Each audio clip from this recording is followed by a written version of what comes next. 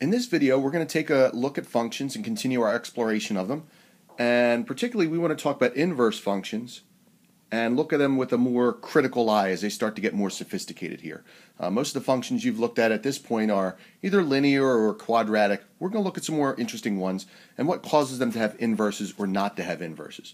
So the first thing I want to do is have you look at these two relations, two sets of ordered pairs, and think back to what you know about functions. Which one of these pairs represent functions and which ones don't? And you can pause the video to think about that for a minute. But what you should remember back from Algebra 1 or Prob Stat is that the only rule we really have for functions is that you can't repeat an x. So if I look at set R here, 2 goes to -3, or 2 goes to 3, -2 goes to 5, 3 goes to 1, 0 goes to 8, 7 to 2, 6 to 6. At no point in that procedure did I repeat an x. And how about in set S? 2 to -1, 5 to 3, -2 to 6, 4 to 1, 3 to -1, and 9 to 3. So these are both functions. They pass our test of not repeating x's. So these are both functions. I'm going to leave myself a lot of space here. That's a function, and that's a function. But what I want to ask yourself is this. Now we're going to talk about their inverses. Would either of these two relations have an inverse, not have an inverse? What would we need to look at? Well, keep in mind that when we think about inverses, we're really switching the x's and the y's. So instead of thinking about x's being repeated, what we need to look at is, are any y's being repeated? Because that would be a problem when we start thinking about inverses. And if you start thinking about that, I look at the y's here, 3, 5, 1, 8, 2, 6. I seem like I'm in good shape. But when I get to my second function here, s, I do see here that there are repeated y's, 3 and 3. And that's going to be a problem down the road. So we're going to bring in some new terminology here. We'll come back to these sets in a minute. The new terminology here is the idea of one-to-one functions. Okay, here's the definition. A one-to-one function means that each x value corresponds to exactly one y value. And conversely, each y value corresponds to each x value. Okay? You might want to take a minute, pause the video, get back to that. Trying to get the rest of the value on there. That goes. Okay? And just like we have the vertical line test to prove that something's a function, we have a test to see if something is one-to-one. It has a name. It's called the horizontal line test. And the horizontal line test says that any horizontal line we draw through the graph of the function must pass through each part only once. We can only pass through it only once, just like the vertical line test, but for horizontals. And that would cause it to be one-to-one. So you might want to pause this slide to make sure you write everything down. So if I go back to the last slide, what does that mean about these sets that we had? Well, here's what it means. It means that set R here, let me use a different color, means that set R here, it's a function, and it is one-to-one. And that's important because that means that that relation has an inverse. A function only has an inverse if the function is one-to-one. So set R will have an inverse because it's one-to-one. S, meanwhile, because of these repeated 3's, is not one-to-one. And because of that, it will not have an inverse, no inverse. So we're going to study inverse functions in this section, and the first thing we have to look at is whether what we have will actually have an inverse. A lot of times it won't. Okay? So let's go back. Let's actually go forward here. This is right from your textbook. This is the definition of a function. Or actually the inverse of a function. So you might want to pause this one to copy this one down because it's certainly wordy. So I'll kind of shut up here and give you a chance to pause.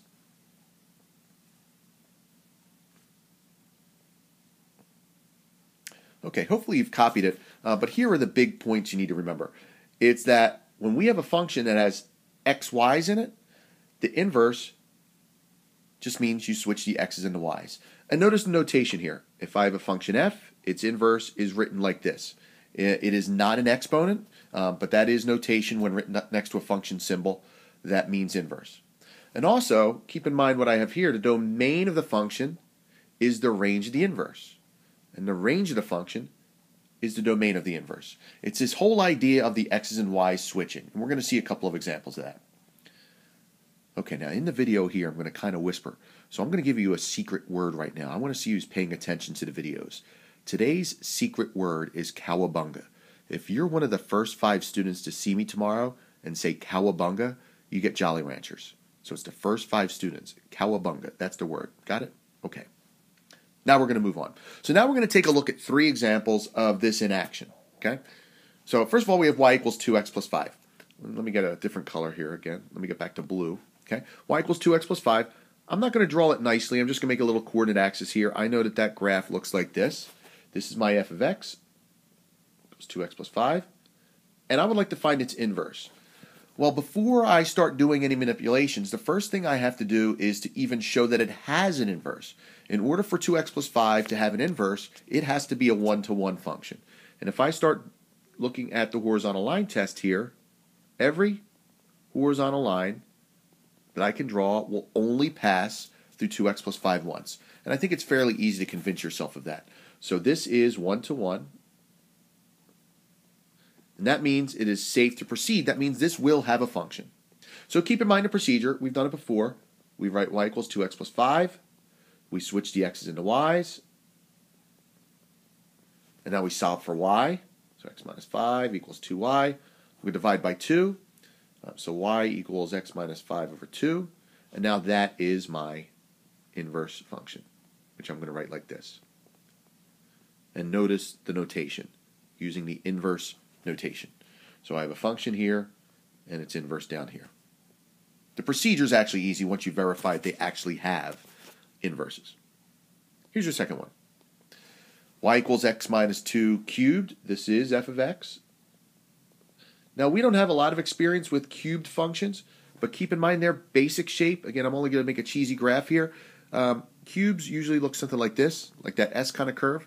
The minus 2 just means it's going to get moved forward 2. So this graph looks something like this. You can draw it on your graphing calculator if you want to convince yourself. But again, if I think about the horizontal line test, let me use a different color here. Every horizontal line I draw is guaranteed to pass through the graph only once. So that means that this is a 1-to-1 function, and I am safe to proceed and go ahead and find its inverse. So again, I'm going to write it as y. Well, I'm going to switch the x's into y's. Let me get rid of that. So x equals y minus 2 cubed. Cube root both sides. Cube root of x equals y minus 2. And that means that y equals, cube root, forgot my 3. Cube root of x plus 2. And that is my inverse. So the inverse function here is, did I leave enough space? Cube root of x plus 2. Easy breezy. Okay, last example. Here's my last example. Y equals x minus 1 squared plus 3. We know through experience that this will be a parabola and of its vertex at 1, 3. So 1, 3, let's say that's somewhere around here. And there is my parabola. And now I think about the horizontal line test. And, right away I see that my horizontal lines will hit the quadratic in 2 places. So this function is not 1-to-1. That means that the original function I gave you does not have an inverse. It does not have an inverse. Unless we do something kind of crafty to it. This is an E, by the way. Inverse. So this does not have an inverse as of right now. We're going to learn some techniques under conditions under which we can make it have an inverse. But for right now, as it stands, this function does not have an inverse, and that's all you need to know for now. So no difficult math here, just some terminology, the idea of 1-to-1, and being able to test to see if something has an inverse.